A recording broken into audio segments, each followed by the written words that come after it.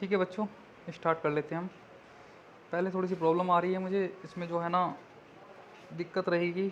ज़्यादा एमबी का डेटा बन रहा है, मैं लैपटॉप से बना रहा हूँ तो ज़्यादा एमबी का डेटा बनना है, जो मैंने क्रॉप करके डाला था। तो मैंने अनअकैडमी पे एक फ़ाइल है, तो वहाँ से मैं इसको डाल रहा हूँ। ओके, स्टार्ट कर लेते हैं। इसको आप सुन लेना, ठीक है। इसी को अपलोड कर दूँगा मैं, बाकी क्लासेस में डायरेक्ट ले लूँगा आपको। एक होता है आपका बेसिक कंसेप्ट और दूसरा होता है आपका एडवांस कंसेप्ट। ठीक है, एडवांस को अच्छा बनाने के लिए बेसिक को पढ़ना बहुत ज़्यादा कंपलसरी होता है। और ये कंपटीशन की पढ़ाई है, कंपटीशन के लेक्चर्स हैं, तो इसमें नॉर्मल सा बेस नहीं करा। इसमें बेसिक में क्या आता है इंग्लिश में, आप जो बेसिक के जितने भी क्वेश्चंस हैं, ऐसा हम सोचते हैं कि ये सारे क्वेश्चंस आते नहीं हैं, लेकिन बेसिक इंग्लिश ग्रामर से अप टू मेंस लेवल तक के क्वेश्चंस आते हैं। वो कैसे डील किए जाते हैं, उनकी एरर कैसे आती है, वो मैं यहाँ पे आपसे डिस्कस करूँगी। ये जो पूरा लेक्चर है बेसिक इंग्लिश ग्रामर का पार्ट नंबर फर्स्ट, इसमें हम किस चीज़ के बारे में पढ़ेंगे वो बताएंगे, और इंग्लिश को पढ़ने के लिए क्या क्या कंपलसरी है वो भी हम यहाँ पे चीज़ें डिस्कस करेंगे। ठीक है, पहला जो चीज़ है वो है लॉजिक। भाई, इंग्लिश मैथ्स में हम समझते हैं कि लॉजिक होता है, कंसेप्ट होता है, लेकिन इंग्लिश में कहाँ से लॉजिक एंड कंसेप्ट आते हैं।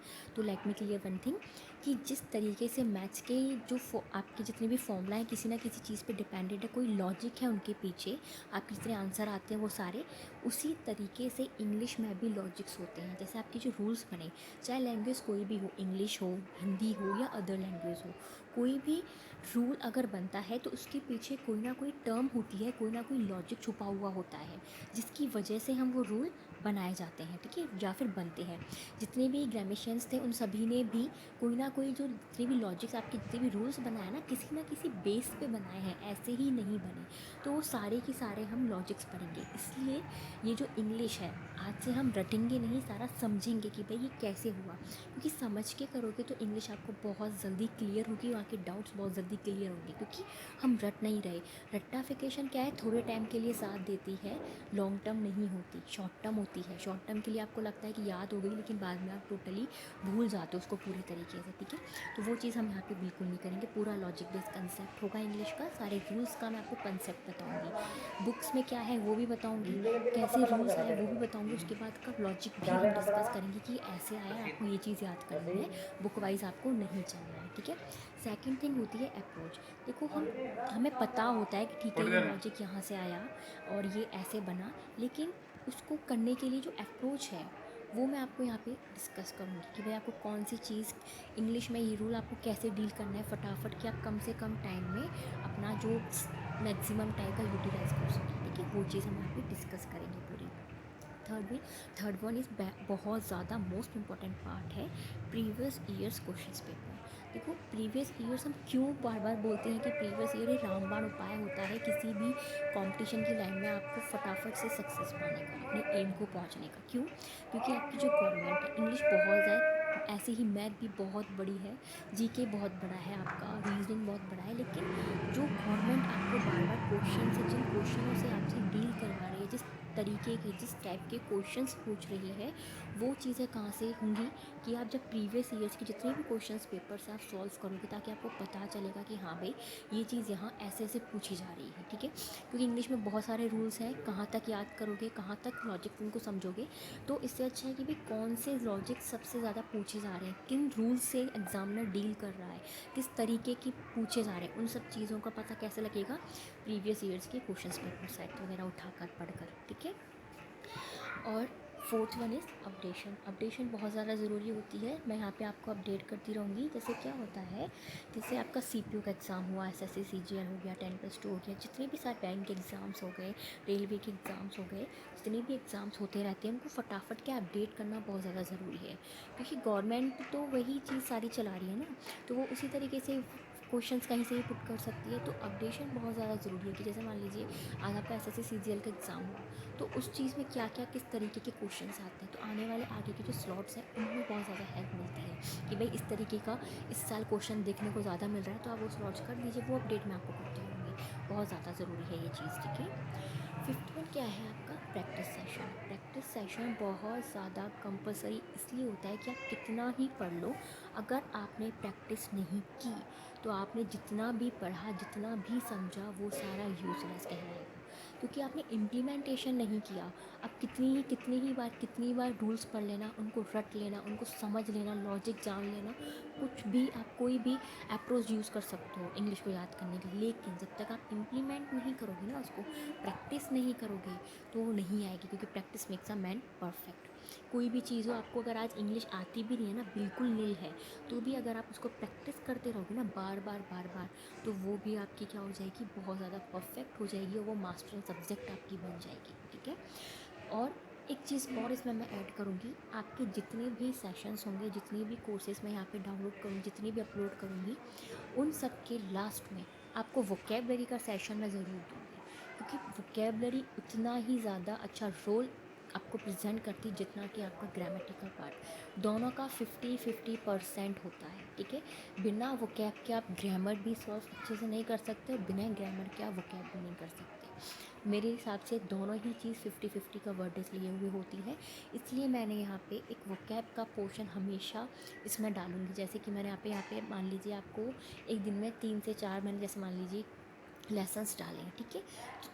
जो भी लेसन्स होगा उसके एंड में आपको वोकेबलरी का पोर्शन बन जाएगा। इसके लिए आपको कुछ नहीं करना, बस आप स्क्रीनशॉट लेके रख लेना अपने पास, क्योंकि बार बार लिखने का कोई मतलब नहीं है। ऑनलाइन क्लासेस हैं तो आप आराम से ऑनलाइन का यूज़ कीजिए, आप अच्छे तरीके से यूटिलाइज़ कीजिए। ठीक है। इसमें आप क्या करना, जितने भी क्वेश्चन होंगे, जितने मुझे लगेगा कि ये टिपिकल मीनिंग है, मैं वैसे तो आपको सेशन में बताऊँगी कोर्स में, और एंड में एक सेशन में बना दूँगी अलग से वोकैब का। आपकी इससे क्या है, वोकैब भी ग्रामर के साथ अच्छे से इम्प्रूव हो जाएगी। और इसके अलावा हम वोकैब, इडियम्स, फ्रेजेस, इनके अलग अलग से टॉपिक लेंगे। ठीक है। वो मैं अलग कराऊंगी, लेकिन जो चैप्टर मैं पढ़ा रही हूँ उससे रिलेटेड अगर मुझे लगता है कि ये टिपिकल मीनिंग है और आप लोगों को बतानी चाहिए, लर्नर्स तक पहुँचनी चाहिए, वो मैं अलग से सेशन में डाल दूँगी। ठीक है। तो आपको वोकैब पढ़नी हो तो सीधे लास्ट वाला सेशन पढ़ना, उसमें आपको वोकैब मिल जाएगी। ठीक है। इस वीडियो में हम क्या पढ़ेंगे मैं बता देती हूँ, कि बेसिक इंग्लिश ग्रामर का पार्ट फर्स्ट में क्या हम डील करेंगे, किन किन एररों से डील करेंगे। ठीक है। अब देखिए, एक्सक्यूज मी, पहला सब्जेक्ट वर्ब ऑब्जेक्ट, ये बेसिक सा कंसेप्ट है इंग्लिश का। इसे देखते ही हमें लगेगा कि भाई सब्जेक्ट वर्ब एंड ऑब्जेक्ट में से क्या है, ये तो हर कोई बच्चा जानता है, हर लर्नर जानता होगा, आई नो। ठीक है। लेकिन इसमें कुछ ना कुछ ऐसी एरर्स होती हैं जो हमें लगता है बहुत ईजी, लेकिन होती नहीं। वो कहाँ से आती है, इस पार्ट से आती है, सब्जेक्ट के पार्ट से। ठीक है। सब्जेक्ट हम आज तक यही देखते आए हैं कि भाई डोर ऑफ द एक्शन, जो काम को करता है वो सब्जेक्ट होता है। ठीक है। लेकिन ऐसा नहीं होता। सब्जेक्ट दो तरीके के होते हैं, एक तो होता है एक्टिव सब्जेक्ट और दूसरा होता है इनएक्टिव सब्जेक्ट। ठीक है। सबसे ज़्यादा क्वेश्चन यहीं से आते हैं, एक्टिव और इनएक्टिव से, क्योंकि ज़्यादातर हमने एक्टिव सब्जेक्ट पढ़ा है कि भाई काम को जो कर रहा है वो सब्जेक्ट होता है, लेकिन ऐसा कंपलसरी नहीं होता। मेंस लेवल के जो क्वेश्चन आते हैं आपके प्री में भी कई बार आ जाते हैं, और मेंस में भी कई बार देखे गए हैं, वो यहीं से आते हैं। ठीक है। इसलिए इस चीज़ को डील करने के लिए ये बेसिक कंसेप्ट पढ़ना बहुत ज़्यादा ज़रूरी है। कैसे डील करना है, कैसे क्या होगा, वो मैं जितने भी सेशंस होंगे आप उनको आराम से पढ़ लीजिएगा, ये आपके सारे के सारे जो डाउट्स हैं वहाँ क्लियर हो जाएंगे। लेकिन तब भी अगर आपको कोई भी डाउट क्रिएट होता है, आपके मन में आता है, तो मुझे आप कमेंट सेक्शन में कमेंट करके बता सकते हैं कि ये डाउट आ रहा है, मैं वहाँ पे आपसे बात कर लूँगी, वहाँ पे आपको आंसर सॉल्व आउट कर दूँगी। ठीक है। तो अब हम अगले फर्स्ट जो पार्ट आपको पढ़ा रही हूँ, और पढ़ाने दो तरीके से काम करता है। एक बोला जाता है कर्म बोला जाता है, इसे हिंदी में हम क्या बोलते हैं, क्रिया बोल। हमें जिन चीज़ों की ज़रूरत होती है, subject, verb and object. Subject जिन है आप इनके थ्रू जा सकते। ठीक है। सेंटेंस को फ्रेम करने के लिए हमें जिन चीज़ों की ज़रूरत होती है, subject, verb and object. Subject क्या है, इसे हम हिंदी में क्या बोलते हैं, कर्ता बोलते हैं। ठीक है। हमारा वर्ब क्या है, इसे हिंदी में हम क्या बोलते हैं, क्रिया बोलते हैं। And last one is object, जिसे हिंदी में क्या बोला जाता है, कर्म बोला जाता है। ठीक है। सबसे पहले इसमें हम वर्ब मतलब क्रिया से डील करेंगे। ठीक है। वर्ब दो तरीके से काम करता है, एक होता है एक्शन परफॉर्म्ड। जो भी एक्शन सेंटेंस में या फिर आपके वाक्य में जो भी काम किया जा रहा है, वो आपकी क्या कहलाती है, वर्ब कहलाती है, मतलब क्रिया कहलाती है। जैसे अभी मैं क्या कर रही हूँ, आपको पढ़ा रही हूँ, और पढ़ाने की इंग्लिश क्या हुई, टीच। इसका मतलब टीच क्या हो गई, वर्ब हो गई, क्रिया होगी। आप लोग क्या कर रहे हैं, सुन रहे हैं, तो आपके द्वारा किया जाने वाला काम क्या हो गया, सुनना, लिसन। यही आपकी क्या हो गई, वर्ब हो गई। जैसे खेलना, कूदना, नाचना, गाना, खाना, पीना, जो भी काम किया जा रहा है वही आपकी क्या कहलाती है, वर्ब कहलाती है। मतलब जो भी एक्शन परफॉर्म हो रहा है उसमें। सेकंड क्या कहता है, स्टेट ऑफ बीइंग। इसका मतलब इसमें कोई भी एक्शन परफॉर्म नहीं हुआ होता, मतलब कोई भी एक्शन नहीं हो रहा होता, बस जस्ट इन्फॉर्मेशन होती है एक्स्ट्रा। जैसे मैं बोलूँ कि mister Rakesh Swami is a director at Euclid campus इन जयपुर। यहाँ पे जो मिस्टर राकेश स्वामी है वो क्या है, डायरेक्टर हैं यूक्लिड कैंपस के। तो क्या मिस्टर राकेश स्वामी के द्वारा कोई काम किया जा रहा है, नहीं, कोई काम नहीं किया जा रहा, सिर्फ एक्स्ट्रा इन्फॉर्मेशन है कि वो क्या है। जैसे मैं बोलूँ कि जैसे बचपन में हमसे बोलती थी आप क्या बनना चाहते हो, मोस्टली हम ज़्यादातर बच्चे यही आंसर देते, डॉक्टर बनना चाहते हैं, ठीक है। तो हम क्या बोलते थे, आई एम अ डॉक्टर, ठीक है। जैसे मैं बोलूँ कि आई एम अ लेक्चरर, मैं बोलूँ आई एम अ को डायरेक्टर। तो यहाँ पे मेरे द्वारा या आपके द्वारा कोई काम नहीं हो रहा, जस्ट बताया जा रहा है कि क्या हो क्या है, ठीक है। काम कोई भी नहीं होता, बस एडिशनल इन्फॉर्मेशन होती है, वही क्या कहलाता है, स्टेट ऑफ बीइंग, ठीक है। जैसे Roy show the new museum, Roy ने दिखाया, क्या दिखाया, न्यू म्यूज़ियम, ठीक है। तो यहाँ पे काम क्या हो रहा है, दिखाने का, उसने दिखाया, ठीक है। तो यही क्या कहलाएगी, आपकी वर्ब कहलाएगी। Second, Jack ate the cakes, Jack ने क्या खाया था, केक खाया, ठीक है। तो क्या काम किया जा रहा है, खाने का काम हो रहा है यहाँ पे। तो खाना, खाना मतलब ईट, ईट की सेकंड फॉर्म, ईट का पास्ट टेंस क्या हो जाएगा, एट। तो यही आपकी क्या कहलाएगी, वर्ब कहलाएगी। आगे, Natasha gave the money to Jack, Natasha ने दिया पैसा किसको, जैक को। नताशा ने मतलब पैसा दिया है जैक को, क्या काम हो रहा है, देने का काम हो रहा है। तो देना मतलब गिव, गिव की सेकंड फॉर्म गिव। तो ये आपकी क्या हो जाएगी, वर्ब हो जाएगी। Another, Mitalia took his books and bag, Mitalia ने उठाया या लिया अपने बैग एंड बुक्स को, ठीक है। तो यहाँ पे क्या काम हो रहा है, लेने का, ठीक है। तो लेने का क्या हो जाएगी, सेकंड फॉर्म टुक, मतलब टेक, टेक की सेकंड फॉर्म टुक। तो ये आपकी क्या कहलाएगी, वर्ब कहलाएगी। इसी तरीके से नताशा इज़ अ को डायरेक्टर एट यूक्लिड कैंपस इन जयपुर, नताशा जो है को डायरेक्टर हैं कहाँ पे, यूक्लिड कैंपस में, जो कहाँ है, जयपुर में है, ठीक है। तो क्या यहाँ पे कोई काम किया जा रहा है, नहीं, यहाँ काम नहीं हो रहा, सिर्फ एक्स्ट्रा इन्फॉर्मेशन है, ठीक है। तो यही आपकी जो भी, जहाँ जिस सेंटेंस में कोई काम नहीं किया जा रहा, वहाँ पे आने वाली जो हेल्पिंग वर्ब्स होती हैं वही आपकी क्या कहलाएंगी, वर्ब कहलाएंगी, ठीक है। Joy is a very diligent boy, Joy क्या है, बहुत मेहनती लड़का है। डिलीजेंट का मतलब हो गया लड़का, ठीक है, सॉरी, डिलीजेंट का मतलब हो गया मेहनती, और कैसा है, लड़का, मेहनती लड़का है। तो यहाँ पे क्या कोई काम किया जा रहा है, नहीं, यहाँ पे कोई काम नहीं हो रहा। तो ये आपकी जो हेल्पिंग वर्ब है क्या है, यही आपकी क्रिया है, मतलब वर्ब है। अनदर, दे आर टीचर्स, वो क्या है, टीचर्स हैं। तो क्या यहाँ पे काम किया जा रहा है, कोई एक्शन परफॉर्म हो रहा है, नहीं, कोई एक्शन परफॉर्म नहीं हो रहा ना। तो यहाँ पे ये आर क्या है आपका, एक वर्ब है, मतलब क्रिया है, ठीक है। जहाँ पर कोई एक्शन हो, जैसे खाना पीना, गाना, ये सारी क्या हो जाएंगी, वर्ब। और कोई एक्शन ना हो परफॉर्म, लेकिन कोई एक्स्ट्रा इन्फॉर्मेशन हो, वहाँ पे आने वाली जितनी भी हेल्पिंग वर्ब्स होती हैं वो आपकी क्या कहलाती हैं, वर्ब कहलाती हैं, ठीक है। वर्ब क्लियर हुआ। अब आगे बढ़ते हैं। सेकंड मैंने जो पार्ट लिया है यहाँ पे, ऑब्जेक्ट, मतलब यहाँ पे हम कर्म के बारे में डिस्कस करेंगे, ठीक है। ऑब्जेक्ट को हिंदी में कर्म बोलते हैं, इसका मतलब होता है रिसीवर ऑफ द एक्शन, मतलब जो एक्शन हो रहा है जिस पर इसका इफ़ेक्ट पड़ता है वही आपका क्या कहलाता है, रिसीवर ऑफ द एक्शन। मतलब एक्शन को रिसीव करने वाला ही क्या है, ऑब्जेक्ट है, ठीक है। और ये जो ऑब्जेक्ट है, पैसिव में, पैसिव वॉइस के जो सेंटेंसेस मैं कराऊंगी उनमें किसका काम करता है, सब्जेक्ट बनने का काम करता है। इसे अभी 2 मिनट के लिए स्किप करते हैं, पहले बस इसी पे ध्यान दीजिए।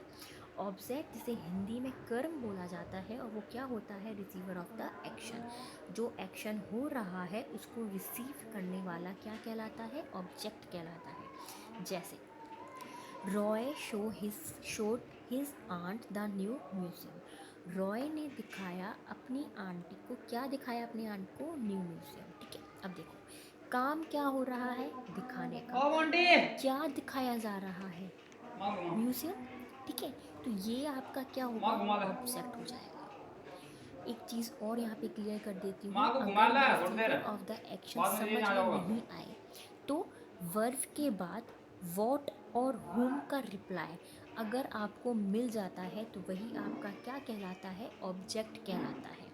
जैसे इसी क्वेश्चन को मैं वापस डील करती हूँ, रॉय शोड वॉट, रॉय ने दिखाया क्या, वर्ब के बाद क्या, वॉट मतलब क्या, इसका आंसर आ रहा है क्या दिखाया, म्यूजियम दिखाया। तो ये क्या हो जाएगा, आपका ऑब्जेक्ट हो जाएगा। ठीक है, क्या एक सेंटेंस में एक से ज़्यादा ऑब्जेक्ट हो सकते हैं? जी हाँ, बिल्कुल हो सकते हैं। इसी क्वेश्चन से दूसरा क्वेश्चन मैं पुट करती हूँ, Roy show the new museum to whom, किनको दिखाया रॉय ने म्यूजियम, अपनी आंट को। ठीक है, तो आंट आपका यहाँ क्या हो जाएगा, ऑब्जेक्ट नंबर सेकंड। वर्ब के बाद वॉट और हुम का reply, Roy show what museum and Roy show the new museum to whom, किसको, अपनी आंट को। तो हुम का रिप्लाई भी मिलता है, इसका मतलब यहाँ पे आंट क्या है, ऑब्जेक्ट नंबर सेकंड है। ठीक है, हुम का यूज़ हुम ओनली ह्यूमन बीइंग के लिए किया जाता है। ह्यूमन बीइंग का मतलब मानवों के लिए। ठीक है, ओनली मानव को हुम का मतलब होता है किसका या किसको। आगे बढ़ते हैं, Jack ate the pancakes, Jack ने खाया, क्या खाए थे, पैनकेक्स खाए थे। अब देखिए काम क्या हो रहा है यहाँ पे, खाने का। वर्ब हो गई, क्या खाया जा रहा है। अगर वर्ब के बाद वॉट या हुम में से किसी एक का रिप्लाई मिल जाएगा, वही क्या हो जाएगा, आपका ऑब्जेक्ट। अब देख लेते हैं इसको, जैक एट वॉट, जैक ने खाया क्या, आंसर मिल रहा है पैनकेक्स, तो ये आपका क्या हो जाएगा, यहाँ पे ऑब्जेक्ट हो जाएगा।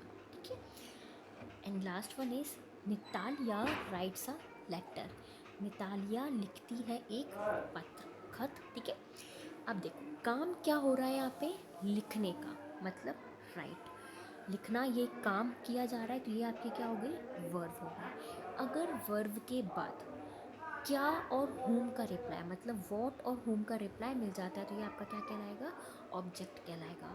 नितालिया राइट्स वॉट, क्या लिख रही हैं, लेटर लिख रही हैं, और लेटर ही आपका क्या बन जाएगा, ऑब्जेक्ट बन जाएगा। ठीक है, अगर आपको नॉर्मल समझ नहीं आता लॉजिक वाइज कि भाई एक्शन जो परफॉर्म हो रहा है और जिस पर उसका इफेक्ट पड़ रहा है वही आपका ऑब्जेक्ट है, अगर आपको यहाँ से नहीं मिलता आंसर तो वॉट और हुम से आप आंसर फाइंड आउट कीजिएगा, फिगर आउट कीजिएगा। अगर आपको आंसर मिलता है वही आपका क्या कहलाएगा, ऑब्जेक्ट कहलाएगा। क्लियर हुआ है? यहाँ पर दो चीज़ क्लियर हो चुकी है, पहला आपका वर्ब डील कर लिया, सेकंड आपका ऑब्जेक्ट से भी डील कर लिया। ठीक है, अगर आपसे इनसे रिलेटेड कोई भी अगर आपके माइंड में कोई क्वेश्चन पुट होता है तो आप कमेंट सेक्शन में कमेंट करके बता सकते हैं, मैं आपका वहाँ पे सॉल्व करवा दूँगी वो ईजीली। ठीक है, अगर आप हमारी ये वीडियोज़ आपके लिए थोड़ी सी भी बेनिफिट एनकरेज कर, हे गाइस क्या बोलते हैं, करता, करता दो तरीके का होता है, एक्टिव और इनएक्टिव। ठीक है, क्योंकि कि एग्जाम में आए हुए क्वेश्चन ऐसे थे, सेट को डील करने वाले, इसके बारे में मैं आपको ऑलरेडी बता चुकी हूँ, सबसे ज़्यादा क्वेश्चन भी यहीं से पूछे जाते हैं। ठीक है, ये बहुत मोस्ट इंपॉर्टेंट पार्ट रहेगा, इसलिए इसको अच्छे से डील करेंगे। अब देखिए कैसे क्वेश्चन डील होते हैं, इसके एंड में मैं आपको क्वेश्चंस भी बताऊंगी कि एग्ज़ाम में आए हुए क्वेश्चन ऐसे थे, किस तरीके से उन्हें डील किया जाएगा मिनिमम टाइम में, वो भी मैं यहाँ पे डिस्कस करूँगी। ठीक है, अब देखिए सब्जेक्ट, इसको हिंदी में हम क्या बोलते हैं, कर्ता। कर्ता दो तरीके का होता है, एक्टिव और इनएक्टिव। ठीक है, इनएक्टिव को हम थोड़ी देर बाद डील करेंगे, अभी हम एक्टिव के बारे में बात करते हैं। कर्ता का मतलब है डोर ऑफ द एक्शन, मतलब एक्शन को परफॉर्म करने वाला, एक्शन जिसके द्वारा किया जा रहा है वही आपका क्या कहलाता है, सब्जेक्ट कहलाता है। Second, to talk about somebody और समथिंग, या फिर आप जिस चीज़ के बारे में या जिस इंसान के बारे में या जिसके भी बारे में आप बात कर रहे हैं वो आपका क्या कहलाएगा, सब्जेक्ट कहलाएगा। ये चीज़ समझ में। अभी हम एक्टिव के बारे में डिस्कस करेंगे और जो दूसरा है वो हम बाद में डिस्कस करेंगे। देखिए इनएक्टिव को थोड़ी देर के लिए स्किप करते हैं। अब देखिए, Roy show his brother the new museum, Roy ने दिखाया था अपने भाई को नया म्यूज़ियम। यहाँ पे काम क्या किया जा रहा है, ठीक है, यहाँ पे काम हो रहा है दिखाने का, तो शो आपकी क्या हो गई, वर्ब। अगर वर्ब के बाद आपका वॉट और हुम का रिप्लाई आ जाता है तो वो आपका क्या कहलाता है, ऑब्जेक्ट कहलाता है। रॉय शोड वॉट, क्या दिखाया उन्होंने, म्यूज़ियम दिखाया, और किसको दिखाया, अपने भाई को। इसका मतलब होम का रिप्लाई, वॉट का रिप्लाई दोनों है, ये आपके क्या हो गए, ऑब्जेक्ट हो गए। और चोर क्या हो गई आपकी, वो हो गई। ये दिखाने का काम किसके द्वारा किया जा रहा है? रॉय के द्वारा। तो रॉय आपका क्या होगा यहाँ पे? सब्जेक्ट होगा, ठीक है। एक चीज़ और, जिस तरीके से वर्ब के बाद वॉट और हुम का रिप्लाई ऑब्जेक्ट कहलाता है, उसी तरीके से वर्ब के पहले अगर वॉट और हु का रिप्लाई अगर आपको मिलता है, वॉट माने क्या, हु माने कौन, इनका रिप्लाई अगर मिलता है तो वो आपका क्या कहलाता है? सब्जेक्ट कहलाता है। जैसे who show his brother the new museum? Roy. तो रॉय आपके क्या हो गए यहाँ पे? सब्जेक्ट हो गए, ठीक है। अब आगे, Natasha gave Jack the money. Natasha ने दिया, क्या दिया? पैसा दिया। किसको दिया? जैक। काम क्या हो रहा है? देने का। तो गिव क्या हो गई आपकी? वर्ब हो गई। क्या दिया जा रहा है? पैसा। किसको दिया जा रहा है? जैक को। वर्ब के बाद वॉट और हुम का रिप्लाई आ रहा है, तो ये आपका क्या हो गया? ऑब्जेक्ट हो गया। वर्ब के पहले अगर वॉट और हु का रिप्लाई मिलता है तो वो आपका क्या कहलाएगा? Subject. Who gave Jack the money? Natasha. तो नताशा आपका आंसर आ रहा है, ये आपका क्या हो गया? सब्जेक्ट। दूसरा, देने का काम किसके द्वारा हो रहा है? नताशा जी के द्वारा। तो नताशा आपके क्या हो गए यहाँ पे? ऑब्जेक्ट। ठीक है। अब देखिए आगे, John took his bag and books. John ने लिया अपने बैग एंड बुक को, ठीक है। अब देखिए काम क्या हो रहा है यहाँ पे? लेने का। टुक, क्या लिया जा रहा है? Bag and books. ये आपके क्या हो गए? ऑब्जेक्ट। और कौन कर रहा है ये काम? जॉन कर रहा है। तो जॉन आपका क्या हो गया यहाँ पे? सब्जेक्ट हो गया। अब देख लो, वर्ब के पहले वॉट और हु का reply. Who took his bag and books? John took his bag and books. John आपका क्या आ गया यहाँ पे? सब्जेक्ट आ गया, ठीक है। अब देखिए अगला, next one, Sheela is very diligent. Sheela क्या है? बहुत ज़्यादा मेहनती है। अब एक बात बताइए, यहाँ पे क्या कोई काम किया जा रहा है? नहीं, कोई काम नहीं हो रहा। मैंने बताया था जब भी यहाँ कोई एक्शन ना हो तो वहाँ आने वाली जितनी भी हेल्पिंग वर्ब्स है वो आपके क्या होंगी? वर्ब कहलाएंगे। तो इस यहाँ पे क्या है आपका? हेल्पिंग वर्ब, ठीक है।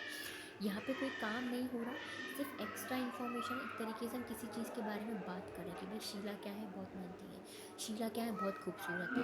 शीला क्या है? बहुत घमंडी है। शीला क्या है? बहुत ऑनेस्ट है। किसी चीज़ के बारे में बात हो रही है, जिस भी चीज़ के बारे में बात हो रही है वो आपका क्या कहलाता है? सब्जेक्ट कहलाता है। तो यहाँ पे शीला आपकी क्या हो जाएंगे? सब्जेक्ट हो जाएगी। अब देख लीजिए, वर्ब के पहले वॉट और हु का रिप्लाई आता है या नहीं?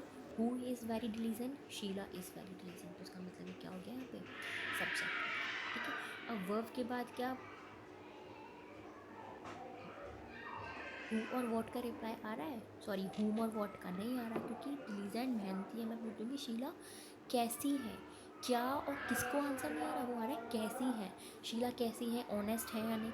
शीला सुंदर है? कैसी है? शीला सुंदर है। शीला इंटेलिजेंट है। शीला बहुत ऑनेस्ट है, ठीक है। तो ये होम और वॉट का रिप्लाई नहीं, कैसी का रिप्लाई है, इसलिए यहाँ पे ये क्या? ऑब्जेक्ट नहीं है। ये चीज़ क्लियर हुई? अब आगे देखिए, जो मैं चीज़ बता रही थी, इस चीज़ से यहाँ पे डील कर रहे थे, इनएक्टिव जो आपका सब्जेक्ट था वो कैसे डील करता है। देखो, सब्जेक्ट में दो होते हैं, डोर और दूसरा होता है रिसीवर। डोर को बोलते हैं एक्टिव पर्सन, मतलब जो एक्शन परफॉर्म हो रहा है, जिसके द्वारा हो रहा है, वो क्या होगा? आपका एक्टिव होगा, ठीक है। दूसरा आता है receiver, receiver of the action, मतलब जिस पर प्रभाव पड़ रहा है। तो रिसीवर तो ऑब्जेक्ट होता है आपका, ठीक है। ऐसे सेंटेंस जो स्टार्ट कहाँ से होते हैं? ऑब्जेक्ट से, वो कैसे सेंटेंस कहलाते हैं? पैसिव के सेंटेंस। पैसिव के जो सेंटेंस होते हैं उनके फॉर्मेट होता है ऑब्जेक्ट फिर verb plus by plus subject, ऐसा फॉर्मेट होता है। ये फॉर्मेट कैसे बना, कैसे आया, क्यों एक्टिव से पैसिव में कन्वर्ट किया, ये हम एक्टिव पैसिव के वॉइस में अच्छे से डील करेंगे। लेकिन यहाँ के लिए अभी तक के लिए इतना काफ़ी है। पैसिव के जो सेंटेंस होते हैं वो रिसीवर से स्टार्ट होते हैं, मतलब कि ऑब्जेक्ट से स्टार्ट होते हैं, ठीक है। यहाँ पे जो आपका सब्जेक्ट है इनएक्टिव होता है और यहाँ पे आपका क्या होता है? डोर में एक्टिव होता है, ठीक है। अब देखो, पैसिव में किसी भी सेंटेंस में अगर बी प्लस वर्ब की थर्ड फॉर्म आपको मिलती है तो वो कौन सा सेंटेंस कहलाएगा? पैसिव के सेंटेंस कहलाते हैं। जैसे बी की फॉर्म क्या होती है? बी, फर्स्ट फॉर्म है be is are am, second form है वॉज वर, थर्ड फॉर्म है बी, ठीक है। अब देखो, इन सातों वर्ड्स में से कोई भी एक शब्द और उसके साथ अगर वर्ब की थर्ड फॉर्म डील करती है तो उसका मतलब कौन से सेंटेंस कहलाएंगे? पैसिव के। 110% ऑब्जेक्ट से स्टार्ट होते हैं, ठीक है। पैसिव वॉइस के जो सेंटेंस होते हैं किस तरीके के शो होते हैं, मैं आपको यहाँ पे एक बार क्लियर करके बता देती हूँ। जैसे pancakes were eaten by fox. अब बताओ काम क्या हो रहा है यहाँ पे? खाने का। अब पैनकेक्स को किसी के द्वारा खाया जाएगा या फिर पैनकेक्स खाएंगे? पैनकेक्स को किसी के द्वारा खाया जा रहा होगा, ठीक है। ये पैनकेक्स खाने का काम कोई कर रहा होगा। यहाँ पे क्या है, सब्जेक्ट इनएक्टिव है, इस पर तो काम किया जा रहा है किसी के द्वारा, कोई भी हो सकता है, ठीक है। तो ये कैसा सेंटेंस हुआ, पैसिव वॉइस का सेंटेंस हुआ। इसी तरीके से a letter was written by Rakesh, जो काम क्या हो रहा है यहाँ पे, लिखने का, तो लेटर को लिखा जाएगा किसी के द्वारा, या फिर लेटर लिखेगा किसी को, लेटर थोड़ी ना किसी को लिखेगा, लेटर को किसी के द्वारा लिखा जाएगा, इस पर कोई काम करेगा, ये कौन सा हो गया, पैसिव हो गया। यहाँ पे भी क्या है, इनएक्टिव है, ठीक है। अब देखो, the room is clean bye Neha, जो रूम है, एक बात बताइए, रूम क्लीन करता है अपने आप को, या रूम को किसी के द्वारा क्लीन किया जाता है। तो रूम को किसी के द्वारा क्लीन किया जाता है, कोई भी हो सकता है, आप, मैं, मेड, कोई भी, ठीक है। तो यहाँ पे भी ये क्या है आपका सब्जेक्ट, इस पर काम किया जा रहा है किसी के द्वारा, तो ये क्या है आपका ऑब्जेक्ट, तो ये इनएक्टिव है यहाँ पे सब्जेक्ट, समझ में आया। Last one, pizza was eaten by Natasha. अब बताइए, पिज़्ज़ा को किसी के द्वारा खाया जाएगा, या पिज़्ज़ा खाएगा किसी को, पिज़्ज़ा के द्वारा किया जाए, के पिज़्ज़ा को कोई और खा रहा होगा ना, किसी के द्वारा उस पर काम किया जा रहा होगा खाने का, ठीक है। तो यहाँ पे भी क्या है आपका सब्जेक्ट इनएक्टिव है, तो ये कौन से सेंटेंस हो गए, पैसिव वॉइस के सब्जेक्ट, पैसिव वॉइस के सेंटेंसेस। अब देखो, एक चीज़ मैंने बताई थी, दूसरा तरीका अगर आपको ये समझ नहीं आता, बी की फॉर्म प्लस वर्ब की थर्ड फॉर्म, इन सातों में से एक वर्ड और प्लस वर्ब की थर्ड फॉर्म होगी, तो वो भी कौन सा सेंटेंस होगा, पैसिव का। अब देख लेते हैं यहाँ पे, पैनकेक्स वर ईटन। अब देखिए, क्या सातों वर्ड्स, सातों जो मैंने हेल्पिंग वर्ब बताई थी, उनमें से कोई एक वर्ड है, यहाँ पे देख लीजिए सारा वर्ड, क्या यहाँ पे है, जी हाँ, बी की सेकंड फॉर्म होती है वर्ड, तो वर्ड प्लस वर्ब की थर्ड फॉर्म, ईट की थर्ड फॉर्म क्या होती है, ईटन, इसका मतलब ये क्या है, पैसिव वॉइस का sentence. Second, a letter was written by Rakesh. अब देखो, जो काम हो रहा है लिखने का हो रहा है, अब मुझे इतना देखना है कि सातों वर्ड्स में से वो एक वर्ड और प्लस वर्ब की थर्ड फॉर्म होनी चाहिए, वॉज, वर्ब की कौन सी, सेकंड फॉर्म, तो यहाँ पे क्या आ रहा है, वॉज प्लस राइट की सेकंड फॉर्म की राइट वॉज रिटर्न, तो ये कौन सी होगी, वर्ब की थर्ड फॉर्म होगी, इसका मतलब ये भी कैसा सेंटेंस है, पैसिव सेंटेंस है। Next one, the room is clean bye Neha. अब देखिए, ये जो हेल्पिंग वर्ब है, क्या सातों हेल्पिंग वर्ब में से कोई एक है, बी की फर्स्ट फॉर्म होती है इज़, तो इज़ प्लस वर्ब की थर्ड फॉर्म, काम क्या हो रहा है यहाँ पे, क्लीन करने का, क्लीन की थर्ड फॉर्म क्या हो जाएगी, क्लीन, तो वर्ब प्लस वर्ब की थर्ड फॉर्म, बी की फॉर्म प्लस वर्ब की थर्ड फॉर्म, ये कौन सा सेंटेंस हो गया, पैसिव वॉइस का सेंटेंस हो गया। Fourth one, pizza was eaten by Natasha, ठीक है, यहाँ पे कौन सी वर्ब है, वॉज वर्ब, बी की थर्ड फॉर्म होती है, ठीक है, और काम क्या हो रहा है, खाने का, ईट की थर्ड फॉर्म क्या हो जाएगी, ईटन, तो यहाँ पे वॉज प्लस वर्ब की थर्ड फॉर्म, तो ये कौन सा सेंटेंस हो गया, पैसिव, मतलब इनमें सब्जेक्ट सारे क्या होंगे, इनएक्टिव होंगे, ठीक है, बल्कि उन पर काम हो रहा होगा किसी के द्वारा, ऐसे सेंटेंसेस क्या कहलाएंगे, पैसिव वॉइस के सेंटेंस कहलाएंगे। पैसिव वॉइस के सेंटेंस में अगर ये चीज़ नहीं आती तो बी प्लस वर्ब की थर्ड फॉर्म का होना कंपलसरी होता है, बी की फॉर्म होती है, फर्स्ट फॉर्म होती है be, is are am, was verb second form, और बी थर्ड फॉर्म, इसके साथ क्या चाहिए, वर्ब की थर्ड फॉर्म, तो भी वो कौन सा सेंटेंस होता है, पैसिव वॉइस का सेंटेंस होता है। अगर सब्जेक्ट के पहले वॉट और हु का रिप्लाई आता है तो वो क्या कहलाता है, सब्जेक्ट कहलाता है, और सब्जेक्ट सॉरी वर्ब के बाद हुम और वट का रिप्लाई अगर आता है तो वो आपका क्या कहलाता है, ऑब्जेक्ट कहलाता है, ठीक है।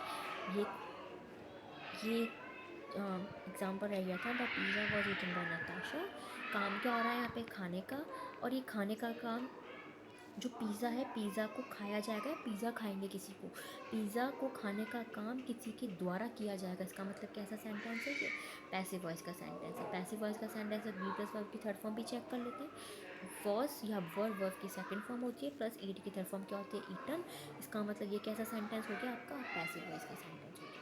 ये चीज़ यहाँ तक क्लियर हुई। अब इनमें किस तरीके के क्वेश्चंस आते हैं, किस तरीके के डील करने हैं हमें, वो मैं आपको नेक्स्ट कोर्स में बताऊँगी। अभी नेक्स्ट जो स्लाइड आने वाली है आपकी, जितना भी उसमें आपको आपके एग्ज़ाम्स में आए हुए क्वेश्चंस वहाँ पे हम डील करेंगे, ठीक है। Thank you so much.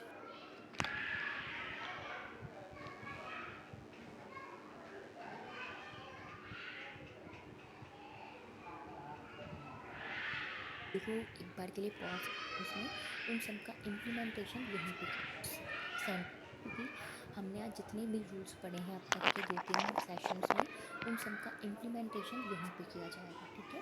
क्योंकि मैं कुछ सेंटेंसेस हैं लाई हूँ इनको आपको सिर्फ पढ़कर इतना बताना है कि एक्टिव में है या पैसिव फॉर्म में है, कौन सी फॉर्म है। इनको मैं आपके लिए एक बार पढ़ देती हूँ।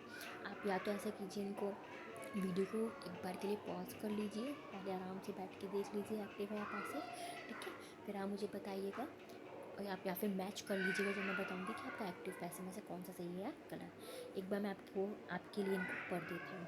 Meat is eaten by the dog, active है या passive. The dog eats meat, active है या passive. The doctor has advise, इसमें एडवाइज्ड है, ठीक है। द डॉक्टर, टी लगा लेना इनमें। The doctor has advised him to take proper diet, active है या passive. Fourth one is police ordered them to surrender their weapons, active है या पैसिव फॉर्म का sentence. The thief surrendered their weapons and sent to jail, ये active है या passive. इस video को एक बार आप पॉज कर लीजिए, आराम से बैठ के एक बार सॉल्व आउट कीजिए, फिगर आउट करने की कोशिश कीजिए कि इसमें एरर होगी तो कौन सी। एक्टिव है तो क्यों है, पैसिव है तो क्यों है, ठीक है। Take your time please. अब देखिए, पहला जो आपका एग्जाम्पल था वो था meat is eaten by the dog. देखो, एक्टिव और पैसिव, पैसिव को पहचाने का छोटा सा मैंने कंसेप्ट बताया था, बी प्लस वर्ब की थर्ड फॉर्म। बी की फॉर्म कौन सी होती है, be is are am, second form होती है वर्स वर्ब, थर्ड फॉर्म होती है बी। क्या पूरे सेंटेंस में आपको यहाँ पे बी की फॉर्म के साथ वर्ब की थर्ड फॉर्म का कॉम्बिनेशन दिखा? जी हाँ, बिल्कुल। बी की फर्स्ट फॉर्म इज़ और वर्ब की थर्ड फॉर्म ईटन, ईट एट ईटन, तो ये कौन सा सेंटेंस हो गया, पैसिव। दूसरी तरीके से यहाँ पे काम क्या हो रहा है, खाने का। मांस को खाया जाएगा किसी के द्वारा या मांस खाएगा किसी को, मांस को खाया जाएगा किसी के द्वारा, किसी ना किसी के द्वारा मांस खाया जा रहा होगा, इसका मतलब ये कैसा इनएक्टिव सब्जेक्ट है, तो ये क्या हो गया आपका यहाँ पे पैसिव वॉइस का सेंटेंस हो गया, ठीक है। अब देखिए, वर्ब के पहले वॉट और हु का reply. What is eaten by the dog, what is meat, तो मीट आपका आंसर आ रहा है, इसका मतलब ये क्या हो गया, सब्जेक्ट। ये चीज़ समझ में आई। अब आगे देखिए, द डॉग ईट्स मीट, यहाँ पे काम क्या हो रहा है, खाने का, मतलब ईट। ये खाने का काम कौन कर रहे हैं, डॉग कर रहे हैं, डॉगीज, ठीक है। डॉगी खाने का काम कर रहे हैं, इसका मतलब कैसा सब्जेक्ट है, एक्टिव है, और एक्टिव है तो कैसा हो गया, एक्टिव वॉइस का सेंटेंस हो गया। दूसरा पैसिव वॉइस का इसलिए नहीं है क्योंकि बी प्लस वर्ब की थर्ड फॉर्म है, नजर ही नहीं आ रहा, ठीक है। Third, the doctor has advised, ये वापस मिस प्रिंट है, यहाँ पे डी लिख लेना, ठीक है, D two. The doctor has advised him to take proper diet. अब देखो, यहाँ पे वर्ब क्या है, सलाह देने की, ठीक है, एडवाइस। एडवाइस दी जा रही है, कि एडवाइस देने का काम किसके द्वारा किया जा रहा है, डॉक्टर के द्वारा। डॉक्टर एडवाइस देने का काम कर रहे हैं, तो एडवाइस दी जा रही है सब्जेक्ट के द्वारा, तो ये आपका कैसा सब्जेक्ट है, एक्टिव सब्जेक्ट है। एक्टिव सब्जेक्ट है तो कैसा सेंटेंस हो गया, एक्टिव फॉर्म का सेंटेंस हो गया। यहाँ तक क्लियर हुआ। अब देखो fourth one, police ordered them to surrender their weapons. अब देखो यहाँ पे वर्ब क्या है, वर्ब क्या है, ऑर्डर, आदेश देना, ठीक है। आदेश दिया जा रहा है, ठीक, किसके द्वारा ये काम किया जा रहा है, पुलिस के द्वारा। इसका मतलब यहाँ पे ये कैसा सब्जेक्ट है आपका, एक्टिव सब्जेक्ट है। एक्टिव सब्जेक्ट है तो ये क्या है आपकी एक्टिव फॉर्म का सेंटेंस हुआ, ठीक है। सरेंडर मतलब अपने आप को सरेंडर कर देना, मतलब एक तरीके से खुद को सरेंडर कर देना किसी के लिए, ठीक है, वो चीज़। अब आगे देखिए, इस चीज़ को अच्छे से डील करना। The thieves surrendered their weapons and send to jail. यहाँ पे क्या है, दो वर्ब्स हैं आपकी, क्या पहली सरेंडर, ठीक है, दूसरी सेंड। अब देखो, सरेंडर हम अपने आप को करते हैं, कभी हमने सरेंडर कर दिया, खुद अपने आप को कर दिया जाता है सरेंडर। सरेंडर करने का काम किसके द्वारा किया जा रहा है, थीव्स मतलब चोरों के द्वारा। यहाँ पे सरेंडर करने का काम थीव्स खुद कर रहे हैं, क्योंकि हम खुद को ही सरेंडर करते हैं, ठीक है। सरेंडर करने का काम चोरों के द्वारा किया जा रहा है, इसका मतलब ये कैसा सेंटेंस हुआ, एक्टिव। अब देखो दूसरा, एंड सेंड टू जेल, और भेजा गया था कि कहाँ, जेल में। अब देखो, इस पूरे टॉपिक का जो सब्जेक्ट है किसके बारे में बात हो रही है, चोरों के बारे में। चोरों ने पहले क्या किया भाई, सरेंडर किया अपने वेपन मतलब हथियारों को, एंड सेंड टू जेल, और जेल में भेजा गया। अब देखो, अगर सब्जेक्ट आपका थीव्स है और उनको भेजा गया है, तो थीव्स अपने आप को सेंड करेंगे जेल में या फिर इन चोरों को किसी के द्वारा भेजा जाएगा जेल में, क्योंकि थीव्स को किसी के द्वारा भेजा जाएगा, या तो पुलिस या कोर्ट या फिर किसी और के द्वारा, किसी के द्वारा भेजा जा रहा है जेल में। ये थीव्स खुद अपने आप को नहीं भेज रहे हैं। ये चीज़ समझ में आ रही है? तो इसलिए अगर ये एक्टिव है यहाँ तक, तो ये कैसा है? पैसिव है। ठीक है, क्योंकि ये जो काम है भेजने का, ये थीव्स नहीं कर रही है सेंड, इनको तो भेजा जा रहा है पुलिस के द्वारा या फिर कोर्ट के द्वारा या XYZ किसी के द्वारा। ठीक है, तो ये सेंड आपकी क्या है यहाँ पे? है तो वर्ब की थर्ड फॉर्म, सेंड की थर्ड फॉर्म सेंड टू, लेकिन पैसिव में इसको बनाने के लिए बी प्लस वर्ब की थर्ड फॉर्म का होना कंपलसरी है। यहाँ वर्ब की थर्ड फॉर्म तो है, तो बी की कौन सी फॉर्म लगाएं कि ये पूरा सेंटेंस क्या हो जाए? क्लियर हो जाए, अच्छे से आ जाए। ठीक है, अब देखो यहाँ हम लगाएंगे वर। अब वर ही क्यों लगाएंगे? आर क्यों नहीं लगा सकते? इज़ क्यों नहीं लगा सकते? ठीक है, उसका रीज़न ये है, ये थीव्स आपका कैसा सब्जेक्ट है? एक वचन या बहुवचन, मतलब सिंगुलर और प्लूरल। ये कैसा सब्जेक्ट है आपका? प्लूरल, क्योंकि एस और ई एस लगा है। थीव्स मतलब चोरों। अगर ये प्लूरल सब्जेक्ट है आपका, तो आने वाली जो वर्ब होगी वो भी कैसी होगी? प्लूरल होगी, बहुवचन होगी। तो बहुवचन कौन कौन सी हेल्पिंग वर्ब थी बी की फॉर्म में? एक तो थी आर और दूसरी थी वर। ठीक है, अब आर आएगा या वर आएगा, ये कैसे डिसाइड करेंगे? ये डिसाइड करेगा आगे का जो आपका प्रीवियस सेंटेंस जो है वो। सरेंडर, ये कौन सी फॉर्म है? सरेंडर की सेकेंड फॉर्म, सरेंडर्ड। ठीक है, सरेंडर, EDR है सरेंडर, इसका मतलब ये कौन सी फॉर्म है? पास्ट की फॉर्म।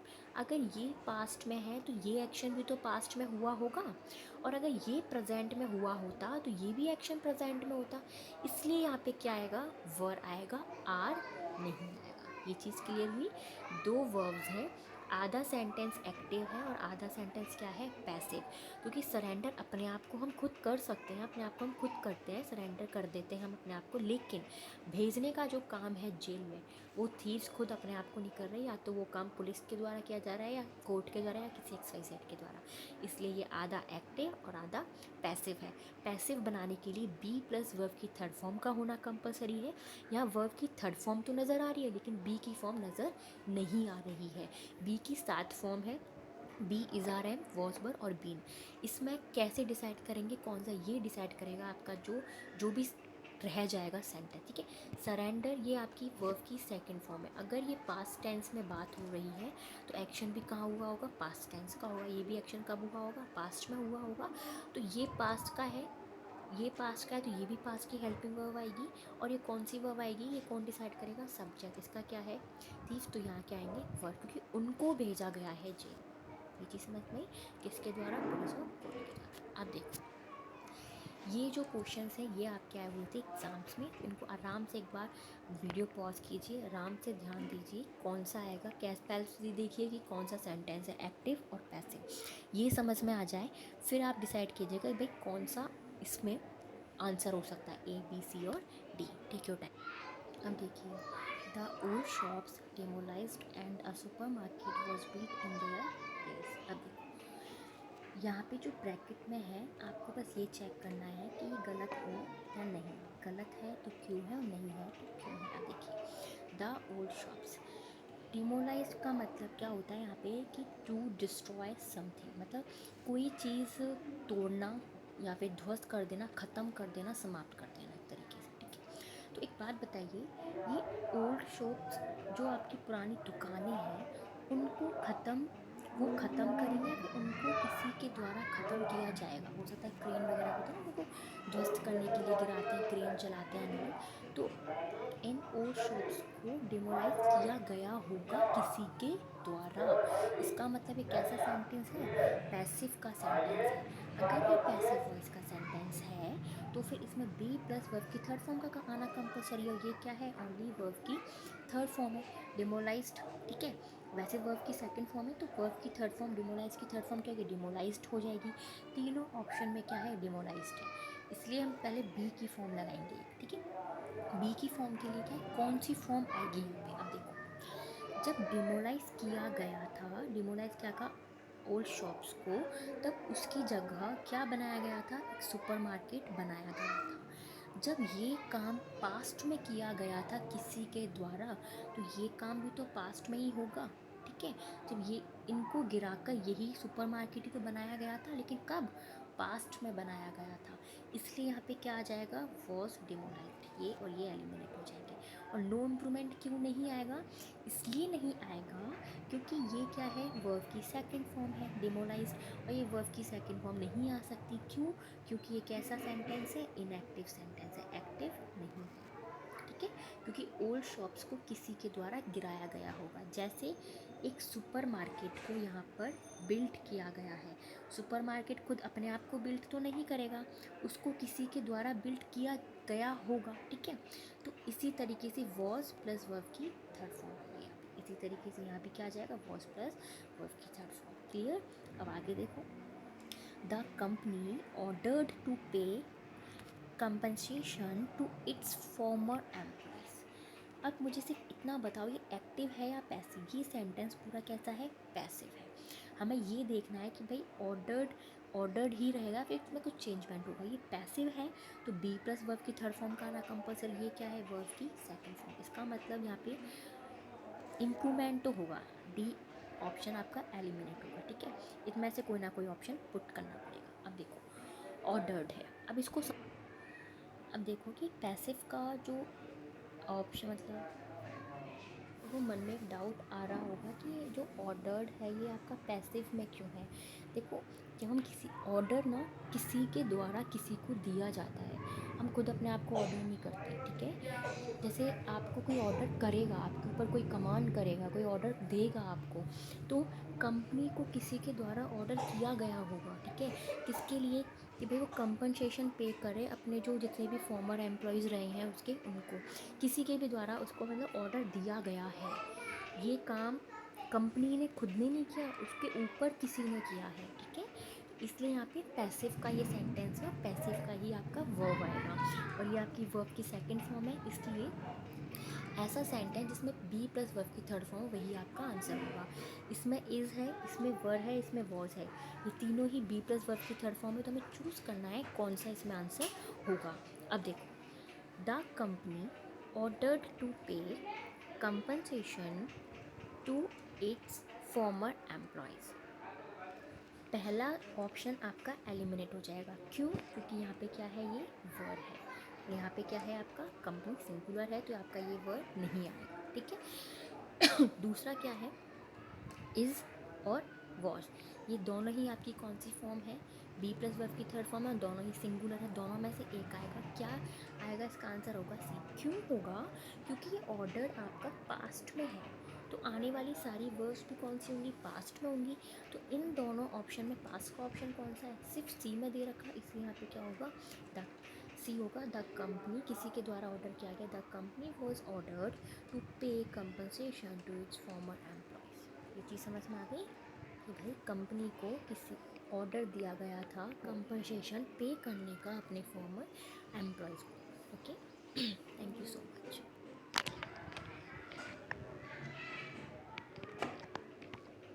आपने जो भी रूल्स पढ़े हैं, ये सारे की रूल्स का इम्प्लीमेंटेशन कैसे होगा वो हम यहाँ पे पढ़ेंगे। पूरा प्रैक्टिस सेशन है ये जो क्वेश्चंस है आपके एग्ज़ाम्स में आए हुए हैं, ये 2017 में आया हुआ। तो मैं आपको सजेस्ट करूँगी कि आप इस वीडियो को 2 मिनट के लिए पॉज करें या फिर स्क्रीनशॉट ले लें और आप ये देख लें कि इसमें कौन सा एरर होगा, इसको फिगर आउट करें कि इसे पैसिव का सेंटेंस है या एक्टिव का है, कैसे, और ये है तो क्यों है। ये सब चीज़ें का एक बार एनालाइज कर लें, फिर इसके बाद आगे को वीडियो को स्टार्ट करके आप कंटिन्यू कर सकते हैं, ठीक है। तो हम स्टार्ट करते हैं। A small make shift stage was construct with a red curtain for a backdrop. यहाँ पे ब्रैकेट में जो है हमें सिर्फ वही डील करना है कि ये गलत है या फिर नहीं है। अगर नहीं है तो नो इम्प्रूवमेंट लगाएंगे, और गलत है तो इसका आंसर चेक करना है, ठीक है। अब देखो, इसमें वर्ब क्या है? कंस्ट्रक्ट, मतलब किसी चीज़ को कंस्ट्रक्ट करना, बनाना, ठीक है। कंस्ट्रक्ट करने का काम स्टेज अपने आप को करेगा, तो स्टेज को कंस्ट्रक्ट किया जाएगा किसी के द्वारा। ऑब्वियसली किसी के द्वारा स्टेज को बनाया जाएगा, ठीक है। मेक शिफ्ट का मतलब है काम चलाओ, ठीक है। ये आपको लिखने की ज़रूरत नहीं है, एंड का जो सेक्शन होगा इसमें लास्ट की जो स्लाइड है वो पूरी मीनिंग पे है, जितने भी टिपिकल मीनिंग है वो सारे वहाँ कवर हो गए हैं, ठीक है, वहाँ से देख लेना। अभी के लिए मेकशिफ्ट का मतलब काम चला हुआ, ये एक एडजेक्टिव है, ठीक है। तो कंस्ट्रक्ट स्टेज को किसी के द्वारा किया जाएगा, इसका मतलब पैसिव वॉइस का सेंटेंस है, पैसिव फॉर्म का सेंटेंस है, तो बी की फॉर्म प्लस वर्ब की थर्ड फॉर्म का होना कंपलसरी है, ठीक है। तो यहाँ पे ये चेक करना है कि बी की फॉर्म है या नहीं, ठीक है। अब देखो बी की फॉर्म कौन कौन सी है, be, is are and, was were और बी, ये तीनों ऑप्शन में हमें बी की फॉर्म दे रखी है। इसका मतलब डी एलिमिनेट हो गया, डी तो आएगा नहीं। क्यों नहीं आएगा, क्योंकि ये पैसिव का सेंटेंस है और इसमें क्या है, कंस्ट्रक्ट, ओनली वर्ब की फर्स्ट फॉर्म दे रखी है। यहाँ पे बी के साथ वर्ब की कौन सी फॉर्म होनी चाहिए, थर्ड फॉर्म होनी चाहिए। ऐसा कोई सेंटेंस है जिसमें वॉज के साथ वर्ब की थर्ड फॉर्म दे रखी है, बिल्कुल बी ऑप्शन। ये सीधा की सीधा आंसर मिल रहा था, वॉज कंस्ट्रक्टेड, क्लियर। अब देखिए आगे, the doctor has advise him to take proper diet. ये पहले भी कराया था लेकिन दोबारा इसको लाने का एक रीज़न है, वो मैं भी आपको बताऊंगी। इसमें देखिए, इसमें वर्ब क्या है, एडवाइस, सलाह देने की, वो एडवाइस दे रहा है, ठीक है। कौन दे रहा है ये काम, कौन किसके द्वारा किया जा रहा है, डॉक्टर के द्वारा। तो एक कैसा सेंटेंस हो गया, एक्टिव का सेंटेंस हो गया, क्योंकि इसमें सब्जेक्ट एक्टिव है आपका। अगर एक्टिव का सेंटेंस है तो बी प्लस वर्ब की थर्ड फॉर्म नहीं आएगी, ठीक है। अब देखिए, अगर एक्टिव का सेंटेंस है तो हैज़ और हैव में हमेशा वर्ब की थर्ड फॉर्म आती है हैज़ और हैव के साथ। परफेक्ट, प्रेजेंट परफेक्ट टेंस में हैज़ और हैव के साथ वर्ब की थर्ड फॉर्म आती है, और इस चीज़ को हम टेंस के चैप्टर में अच्छे से डील करेंगे, लेकिन अभी के लिए हैज़ और हैव के साथ वर्ब की थर्ड फॉर्म आएगी, ठीक है। हैज़ तो है यहाँ पे, लेकिन वर्ब की थर्ड फॉर्म नहीं है। तो ऐसा कोई फॉर्म है जिसमें एडवाइस दिया हुआ हो, बिल्कुल ऑप्शन नंबर ए में है, ये भी सीधा सीधा आंसर है, द डॉक्टर हैज़ एडवाइज्ड। देखो इसमें एक चीज़ होती है, एडवाइस में दो मीनिंग होती है, एक में होता है सी और दूसरे में होता है एस। एस होने से एडवाइस प्रनन होता है और सी होने से एडवाइस।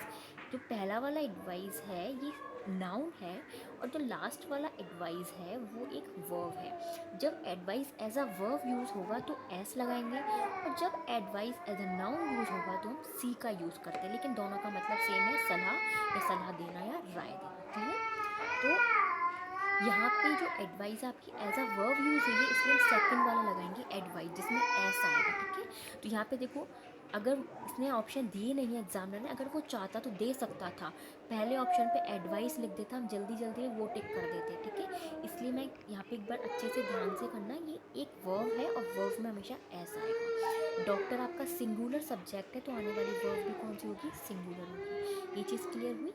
अब देखते हैं, और आगे के जो सेंटेंस है आपके सारे के सारे पास्ट हुए, ठीक है। अब आगे बढ़ते हैं नेक्स्ट स्लाइड पे। अगला है, John was arrested on a charge of murder but for lack of evidence he release, ठीक है।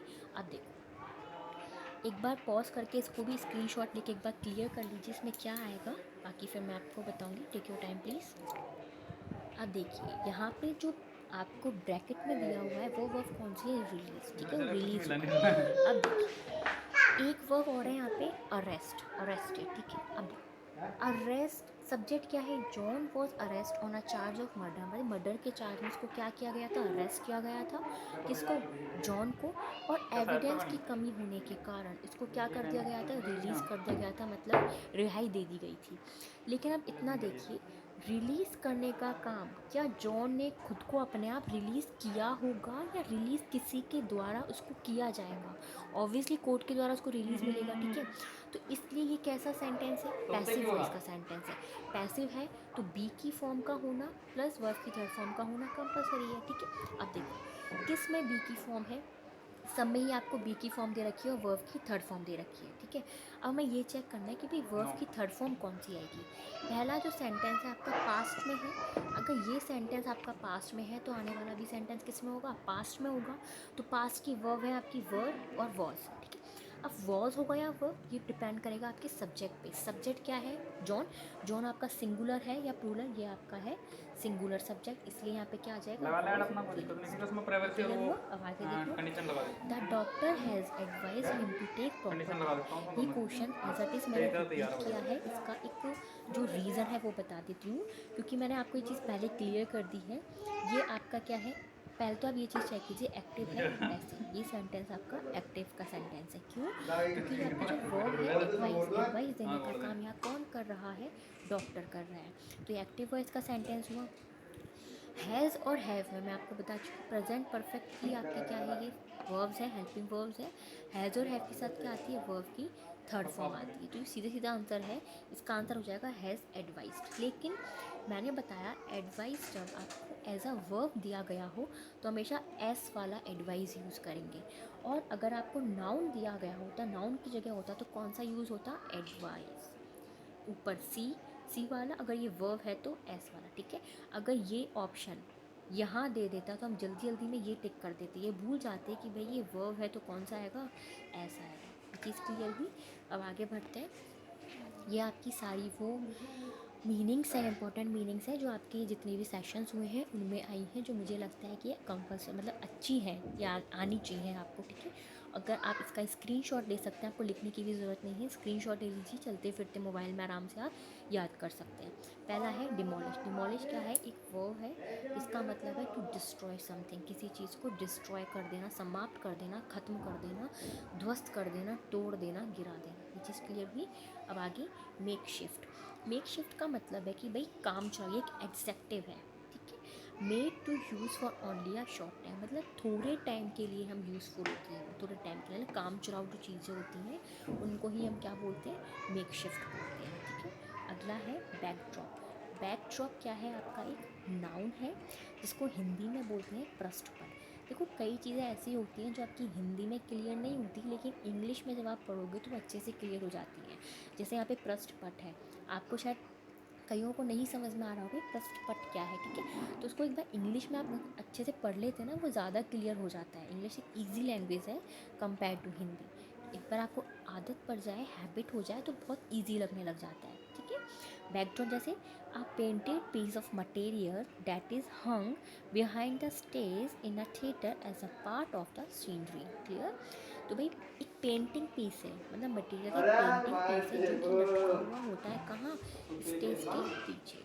कैसे? सीनरी में। जैसे हम कभी कोई स्टेज होता है ना, परफॉर्म हो रहा हो आगे, तो हम पीछे देखते हैं, पीछे का जो बैकग्राउंड व्यू होता है वो चेंज होता रहता है, उसी को बोलते हैं बैकड्रॉप। यहाँ से अच्छे से क्लियर होगा कंपेयर टू पृष्ठपट। ठीक है, और वैसे पृष्ठपट में, पृष्ठ मतलब पीछे का ही होता है, पीछे का जो पट होता है, पर्दा नहीं लगा रहता, वही होता है बैकड्रॉप। अब देखो ये चीज़ आपकी क्लियर है, एडवाइस और एडवाइस। एडवाइस में जब सी है तो वो नाउन है, और एडवाइस में जब एस है तो वर्ब है। दोनों का सेम ही सिमिलर मीनिंग है, राय या सलाह, और सलाह देना है राय देना। देखो याद करने का एक सिंपल सा लॉजिक बता देती हूँ, कई बार हम कंफ्यूज हो जाएंगे कि भाई सी कब आएगा और एस कब आएगा। नाउन जब हम पढ़ते हैं इंग्लिश में, ज़्यादातर हमारा क्या सीक्वेंस होता है? पहले noun, pronoun, subject verb agreement, फिर एडजेक्टिव एडवर्ब, ऐसा ज़्यादातर सीक्वेंस चलता है। पहले क्या आता है आपका? नाउन। तो अल्फ़ाबेट में ए बी सी जो आपके लेटर्स हैं, इनमें सबसे पहले क्या आता है? सी पहले आता है या एस पहले आता है? पहले सी आता है। तो सी पहले आता है, नाउन भी पहले आता है, तो मैं सी जो होगा वही क्या होगा? नाउन। एस कब आता है? बाद में आता है, एस बाद में आता है, वर्ब भी बाद में आती है, तो आपका ये कौन सा हो जाएगा? आपका वर्ब हो जाएगा। ये सिर्फ याद करने का एक छोटी सी ट्रिक है जो इजीली आपको याद हो जाएगी। Okay, thank you so much.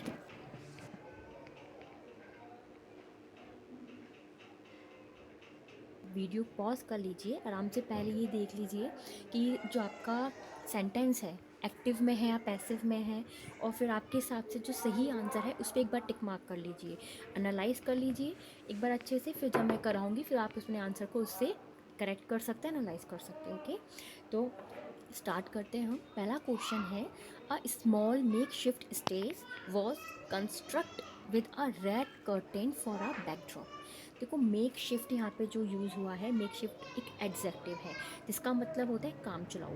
तो आप लोग इन मीनिंग्स को या तो नोट कर लें, या फिर मैं अपने जो वीडियो का जो एंड का जो स्लाइड रहेगा मेरा, उसमें मैं जितने भी जो लेसन्स मैं अब तक करा चुकी हूँ, मैं जितने भी मुझे मोस्ट इंपॉर्टेंट जो मीनिंग्स लगेंगी वो मैं वहाँ पे एक बार नोट कर दूँगी। ठीक है, तो आपको लिखने की भी ज़रूरत नहीं पड़ेगी, लेकिन आप तब भी लिखना चाहते हो आप नोट कर सकते हैं। ओके, तो यहाँ पे जो मेक शिफ्ट है ये एक एडजेक्टिव है जिसका मतलब होता है काम चलाओ, मतलब थोड़े शॉर्ट पीरियड के लिए जो काम आ सकती है चीज़ें, वो चीज़। With a red curtain for a backdrop. Backdrop क्या होता है? बैकड्रॉप जैसे कि जो स्टेज होती है उसका जो पीछे का जो व्यू होता है, जो थीम होता है, उसको बोलते हैं बैकड्रॉप, जिसे हिंदी में पृष्ठपट बोलते हैं। क्लियर? अब देखो, इन क्वेश्चंस में क्या करना है, जो ब्रैकेट में आपको पोर्शन दिया गया है, पहले आपको ये देखना है क्या ये जो ब्रैकेट के अंदर जो आपका पार्ट दिया हुआ है वो सही है। सही है तो ठीक है, अगर नहीं है तो क्या गलत है और क्या आ सकता है उसमें। ठीक है, पहला, इस क्वेश्चन को पढ़ते ही हमें ये तो पता लग गया कि ये आंसर सही नहीं है। क्यों? क्योंकि इसमें वॉस कंस्ट्रक्ट है, वॉस के साथ वर्ब की फर्स्ट फॉर्म दी हुई है। ऐसा कोई भी हमने टेंस या सेंटेंस ऐसा नहीं पढ़ा जहाँ पे वॉस के साथ वर्ब की फर्स्ट फॉर्म हो, क्योंकि वॉज या वर्ब के साथ या तो आईएनजी फॉर्म आती है या फिर उसका पैसिव आता है, वॉज के साथ वर्ब की थर्ड फॉर्म आती है। क्लियर? वॉज वर्ब के साथ कभी फर्स्ट फॉर्म को हमने कभी नहीं पढ़ा, तो ये तो समझ में आ गया, ये तो गलत है, ये तो होगा नहीं। तो ये जो डी ऑप्शन है वो सीधे सीधे एलिमिनेट हो जाएगा। इसका मतलब इसमें कुछ ना कुछ करेक्शन आपको करना पड़ेगा। ठीक है, अब हम ये चेक करते हैं ये जो सेंटेंस है वो एक्टिव है या पैसिव है। अब देखो, सब्जेक्ट क्या है इसका? एक स्मॉल मेक शिफ्ट स्टेज, एक छोटी काम चलाओ जो स्टेज है वो कंस्ट्रक्ट मतलब बनाई गई थी किसके द्वारा? एक रेड कर्टेन के साथ बैकड्रॉप को, उसके बैकड्रॉप को। ठीक है, a small makeshift stage was constructed with a red curtain for a backdrop। अब इसमें आप देखिए, डी तो एलिमिनेट हो गया। ये जो क्वेश्चन है आपका पूरा पैसिव में है। कैसे? क्योंकि जो कंस्ट्रक्ट करने का काम है, स्टेज खुद अपने आप को नहीं करेगा, स्टेज को किसी के द्वारा कंस्ट्रक्ट किया गया होगा। जैसे हमने सुना होगा ना कि पास में कोई बिल्डिंग कंस्ट्रक्ट मतलब कंस्ट्रक्शन का काम चल रहा है, मतलब वो बनाई जा रही है बिल्डिंग, उसका मतलब वही चीज़ है यहाँ पे कि स्टेज का कंस्ट्रक्शन किसी के द्वारा किया गया है। ठीक है, तो इसका मतलब ये जो आपका सब्जेक्ट है यहाँ पे इनएक्टिव है। इनएक्टिव है तो इसका मतलब ये कौन सा सेंटेंस हो गया? पैसिव का सेंटेंस हो गया। पैसिव का सेंटेंस है तो ये देख लीजिए, was, were, is, are, am, be और बीन प्लस वर्ब की थर्ड फॉर्म आएगी। ए, बी और सी तीनों ऑप्शन किसके हैं? पैसिव वॉइस के हैं। अब क्या करना है, ये जो सेंटेंस उन्होंने दिया है किस में है? पास्ट में है, तो पास्ट की ही हेल्पिंग वर्ब यूज़ होगी जो बी और सी में दिखाई दे रही है। ठीक है, वॉज के साथ थर्ड फॉर्म और वर के साथ थर्ड फॉर्म। अब हमें ये देखना है कि इसमें वर आएगा या वॉज आएगा। ठीक है, जिसमें डी और ए तो एलिमिनेट किए गए हैं, हो गए हैं। ठीक है, तो वॉज और वर में क्या सही है? इसका जो सब्जेक्ट है ये कैसा है? सिंगुलर है। एक छोटी काम चलाओ स्टेज, एक सिंगुलर सब्जेक्ट के बारे में बात हो रही है, तो आने वाली जो हेल्पिंग वर्ब होगी वो भी कौन सी होगी? सिंगुलर फॉर्म में होगी, इसलिए यहाँ पे क्या आ जाएगा? Was constructed. क्लियर? अब आगे बढ़ते हैं। सेकंड है, the doctor has advise him to take proper diet. ठीक है, इसका मेन वर्ब क्या है? मेन वर्ब क्या है इसमें? एडवाइस, मतलब सलाह देना। ठीक है, सलाह देने का काम कौन कर रहे हैं? डॉक्टर कर रहे हैं। डैट मीन ये जो सब्जेक्ट है एक्टिव है। एक्टिव है तो ये कौन सा सेंटेंस हो गया? एक्टिव का सेंटेंस हो गया। ठीक है, एक्टिव सेंटेंस है तो हैज़ और हैव इसके साथ हमेशा कौन सी फॉर्म आती है? वर्ब की थर्ड फॉर्म आती है। तो एक बार ये देख लीजिए किस ऑप्शन में आपको हैज़ के साथ वर्ब की थर्ड फॉर्म नज़र आएगी, वो आएगी ए में। ठीक है, और हैज़ क्यों आया? क्योंकि आपका जो सब्जेक्ट है वो सिंगुलर फॉर्म में है। डॉक्टर, किसी एक पर्टिकुलर एक डॉक्टर की बात हो रही है, तो अगर ये सिंगुलर फॉर्म में तो आने वाली जो हेल्पिंग वर्ब है वो भी किस में होगी? सिंगुलर फॉर्म में होगी। तो आंसर क्या हो जाएगा? The doctor has advise him to take proper diet. Clear? अब आगे बढ़ते हैं। Next one is, Johan was arrested on a charge of murder, but for lack of evidence he released। Clear? अब एक बार आप वीडियो वापस पॉज कीजिए, या तो स्क्रीनशॉट ले लीजिए या फिर अपने मन से एक बार इसमें एरर जो है एनालाइज कीजिए, आपके अकॉर्डिंग क्या होगी। सिर्फ थोड़ा सा हिंट कर रही हूँ हेल्प करने के लिए। ये इसमें पहले आप ये चेक कीजिए कि एक्टिव है पैसिव। एक्टिव है तो ठीक है, और पैसिव है तो कौन सी आएगी इसमें? वर्ब। ठीक है, अब हम देख लेते हैं यहाँ पे। John was arrested on a charge of murder, but for lack of evidence he released। इसमें वर्ब क्या है? दो है, एक तो है रिलीज, दूसरा है अरेस्ट। रिलीज मतलब रिहा देते ना, बलि देना, वो चीज़ होती है, मतलब रिहाई दे देना उसको, रिलीज। अरेस्ट दो फॉर्म है, वर्ब फर्स्ट और ये है वर्ब सेकंड। इस ब्रैकेट वाले पोर्शन को हमें सही करना है। इसका मतलब इसको छोड़कर बाकी का जो भी सेंटेंस है एग्जामिनर के हिसाब से पूरा सही है, ठीक है, ये मान के चलते हैं। अगर ब्रैकेट में कोई एरर दी हुई है तो ये हमें देखना है कि बाकी के सेंटेंस के अकॉर्डिंग ये एरर गलत है या सही है, ठीक है। तो हम ब्रैकेट वाली ही जो पोर्शन है उसी को सॉर्ट आउट करेंगे। अब देखिए रिलीज़ है, किसको रिलीज़ किया गया है? जॉन को। अब मुझे ये बताइए, जो रिलीज जॉन अपने आप को करेगा या किसी के द्वारा जॉन को रिहाई दे दी जाएगी? ऑब्वियसली किसी के द्वारा दी जाएगी। कोर्ट ने ऑर्डर दिया होगा कि भाई इसको रिलीज़ कर दिया जाए एंड ऑल, कि भाई एविडेंस कम होने के कारण उसको रिलीज़ मतलब रिहाई दे दी गई थी। जॉन को रिहाई किसी के द्वारा दी गई थी, जॉन ने खुद ने अपनी रिहाई नहीं की थी, ठीक है। इसका मतलब ये किस कौन सा फॉर्म का सेंटेंस हो गया? पैसिव फॉर्म का सेंटेंस हुआ। पैसिव फॉर्म का सेंटेंस हो तो पैसिव के क्या आएंगे सारे, पैसिव के फॉर्मेट के अकॉर्डिंग चलेंगे तो बी प्लस वर्ब की थर्ड फॉर्म फ्लो होगा, ठीक है। बी की form is are and be, was verb और बीन, इन सातों अक्षरों में से एक, और वर्ब की थर्ड फॉर्म किस में है ये? एक तो ए ऑप्शन, सी ऑप्शन और डी। इसका मतलब बी ऑप्शन क्या हो जाता है आपका? एलिमिनेट हो जाएगा। क्लियर। अब आप देखिए रिलीज थर्ड फॉर्म है, ठीक है। जो आपकी जो रिलीज दी गई है उस पर सेकंड है, लेकिन बी प्लस वर्ब की थर्ड फॉर्म रिलीज की थर्ड फॉर्म भी क्या हो जाएगी? रिलीज ही होती है, ठीक है। तो अब आप देखिए रिलीज इस सेंटेंस के अकॉर्डिंग कौन सा होगा? जॉन वॉज अरेस्टेड, ये जो पहला पोर्शन है आपका ये किस में है? पास्ट टेंस में है। तो आने वाला जो सेंटेंस है वो भी किस में होगा? पास्ट में होगा।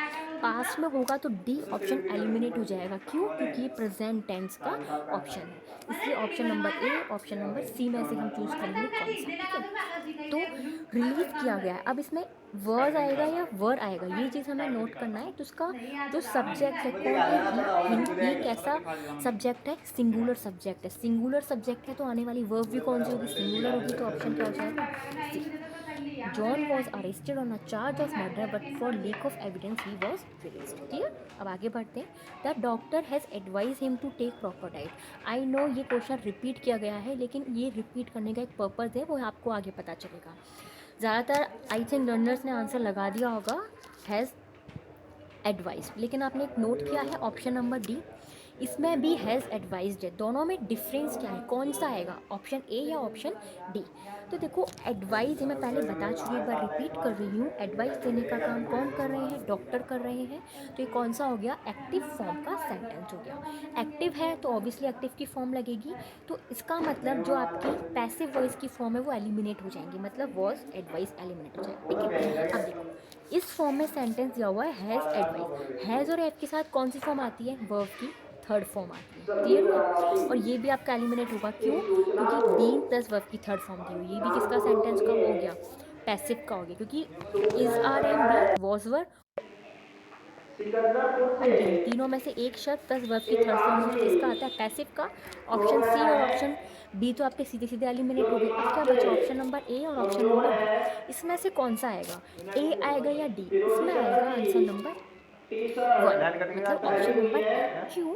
क्योंकि ये क्या है आपकी वर्ब। इसको मैं एक बार क्लियर करने के लिए आगे की स्लाइड्स को एक बार मूव करती हूँ। देखो एडवाइस दो होते हैं, एक को बोलते हैं एडवाइस, दूसरा होता है एडवाइस। दोनों का सेम मीनिंग होता है सलाह, राय, सलाह देना या राय देना। जब आपको एडवाइस, जिसमें एडवाइस की स्पेलिंग में आपका सी आता है वो एज अ नाउन यूज़ होती है, और जिसमें आपका एस आता है वो एज अ वर्ब यूज़ होती है। इसका मतलब अगर आपको advice as a verb use करनी है तो आप कौन से फॉर्म के साथ जाएंगे? एस वाली के साथ, ठीक है। और आपको यही word advice as a noun use करना है अपने सेंटेंस में, तो किसके साथ जाएंगे आप? सी वाले के साथ। इसको याद करने का सिंपल एंड ईजी ट्रिक ये है कि जैसा हमारा इंग्लिश का एक ऐसे फॉर्मेट है कि पहले नाउन, प्रोनाउन, उसके बाद सब्जेक्ट, वर्ब, एग्रीमेंट, फिर उसके बाद एग्जेक्टिव, एडवर्ब एंड ऑल, ये सीक्वेंस चलता है। उसी तरीके से पहले नाउन आता है और उसके बाद क्या आती है? वर्ब आती है, ठीक है। जैसे नाउन हुए, प्रोनाउन हुए, उसके बाद सब्जेक्ट, वर्ब, एग्रीमेंट पढ़ाते हैं हम लोग, तो वही सीक्वेंस एक तरीके से, ठीक है। ऐसे ही जो इंग्लिश के अल्फ़ाबेट हैं उसके जो लेटर्स हैं ए से जेड तक, उसमें सी पहले आता है या एस पहले आता है? सी पहले आता है। और हम पढ़ाते भी नाउन पहले हैं, तो नाउन पहले पढ़ाते हैं तो पहले जो आएगा वही नाउन होगा, ठीक है। तो अल्फ़ाबेट सी पहले आता है, आपका जो लेटर है सी लेटर पहले आता है, इसलिए ये क्या हुआ? नाउन हुआ। और एस लेटर आपके बाद में आता है, इसलिए क्या हुई? वर्ब हुई। ये सिर्फ याद करने का एक ट्रिक है ताकि आपको एग्ज़ाम में कन्फ्यूज़न ना हो, आराम से आप रन करता है अपने क्वेश्चन में, ठीक है। तो यहाँ देखते हैं, यहाँ पे जो एडवाइस है एज अ वर्ब यूज़ हुई है या फिर एज अ सब्जेक्ट या फिर as a noun. As a verb use हुई है, वर्ब यूज़ हुई है तो किसके साथ जाएंगे, एस के साथ, ठीक है। और हैज़ और हैव के साथ हमेशा क्या लगता है, वर्ब की आवश्यकता टेंस। हो मेरे क्लास हैज़ रूम हैव, पर आकर इसका आंसर क्या हो जाएगा, खरीद ऑप्शन नंबर सकते हैं। ए। नेक्स्ट स्लाइड, ये एक सारी बात वो सुनिए, मीनिंग्स है जो भी मैंने अभी तक जितने भी सेशंस डाले हैं, दरखास्त मुझे के मुझे लगा कि पर मोस्ट इंपॉर्टेंट मीनिंग्स हैं। गोल तो लिख इनको एक बार आप रहे रिवाइज कर हैं। लीजिए, या तो आप इनका जिन्हें स्क्रीनशॉट ले आवश्यकता लीजिए हो या फिर आप बुक में नोट कर वे सकते यहाँ हैं। आकर और आपको खरीद आती है सकते तो हैं। बहुत ही अच्छी बात है, ठीक है। धन्यवाद। फर्स्ट वर्ड है मेरा डिमोलाइज। डिमोलाइज एक वर्ब होती है जिसका मतलब होता है टू डिस्ट्रॉय समथिंग, किसी चीज़ को पूरी तरीके से डिस्ट्रॉय कर देना, ख़त्म कर देना, समाप्त कर देना, मतलब गिरा देना, तोड़ देना या फिर उसको पूरे तरीके से ध्वस्त कर देना, क्लियर। अब देखिए, सेकंड है मेक शिफ्ट। मेक शिफ्ट एक एग्जेक्टिव है जिसका मतलब होता है made to be use only for short time के यूज़ करने के लिए बनी होती है ओनली, मतलब वो काम चलाऊ होती है, मेक शिफ्ट है, एग्जेक्टिव है एक तरीके से। बैकड्रॉप, बैकड्रॉप एक नाउन है जिसका मतलब होता है a painted piece of material that is hung behind the stage in a theatre as a part of the scenery.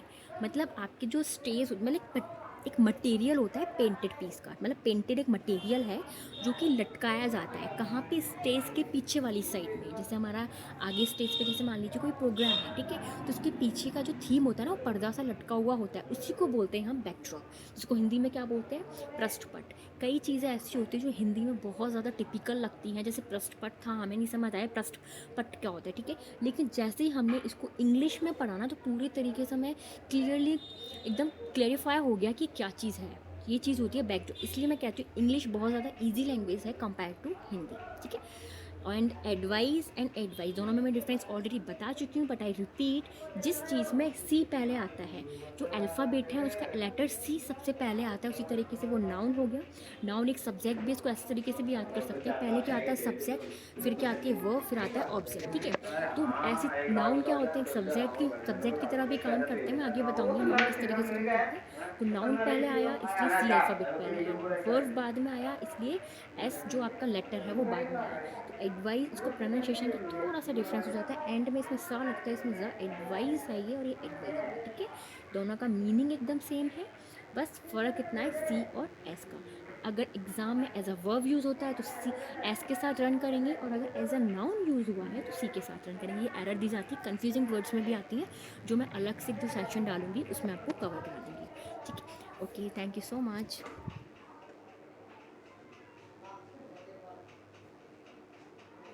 Questions आया हुआ भी है 2017 में, तो आप ऐसा कीजिए, एक बार वीडियो पॉज कर लीजिए, रिपीट, जिस